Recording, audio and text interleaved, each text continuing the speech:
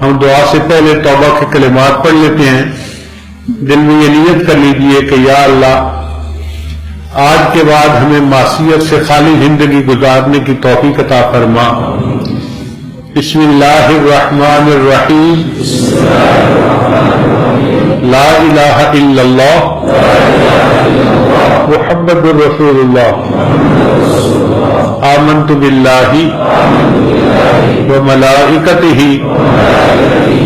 وکتبہ ورسلہ volume الآخر والقدر خیرہ وشرہ من اللہ تعالی والبعث بعد الموت. آمنت باللہ کما ہوا باسمائہ وصفاتہ وقبلت جمیع احکامہ اقرار باللسان وتصدیق بالقلب. اشہد ان لا الہ الا اللہ واشہد ان محمدا عبدہ ورسولہ. استغفر اللہ ربی من کل ذنب واتوب الیہ برحمتک یا ارحم الراحمین.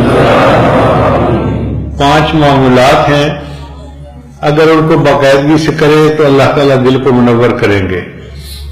پہلا ہے 100 مرتبہ استغفار صبح شام پڑھنا، استغفر اللہ ربی من کل ذنب واتوب الیہ. دوسرا ہے 100 مرتبہ درود شریف صبح شام پڑھنا، اللہم صلی علی سیدنا محمد وعلی آل سیدنا محمد وبارک وسلم. تیسرا ہے قرآن مجید کی تلاوت روزانہ کرنا، 1 پارہ ہو تو بہت اچھا، مشکل ہو تو آدھا پارہ صحیح. عورتوں نے جن دنوں میں نماز نہیں پڑھنی ہوتی ان دنوں میں قرآن کی تلاوت نہ کریں، ان کو بن کیے اللہ اجر اور ثواب عطا فرما دیتے ہیں. چوتھی چیز ہے لیٹے بیٹھے چلتے پھرتے ہر وقت دل میں اللہ کو یاد کرنا. اس کو کہتے ہیں ہتھ کار ول دل یار ول. ہاتھ کام کاج میں مصروف اور دل اللہ کی یاد میں مصروف.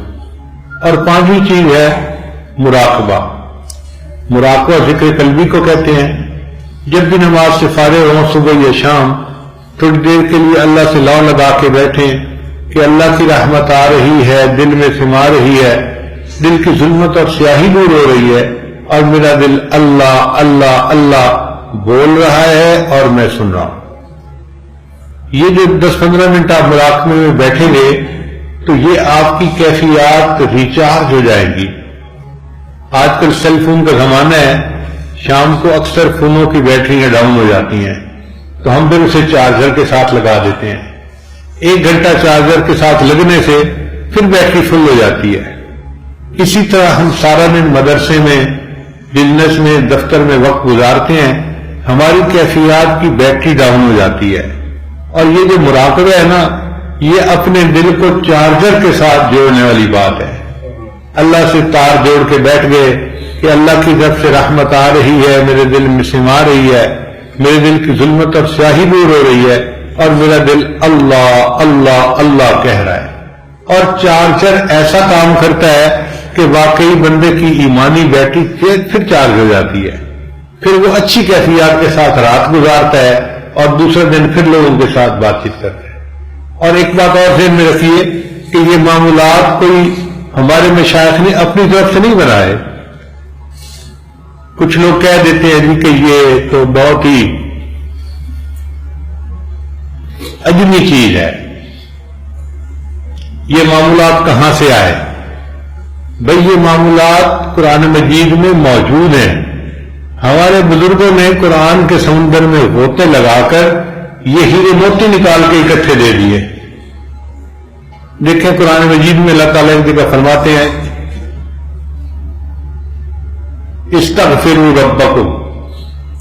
اب استغفروا کون سا سیغہ ہے؟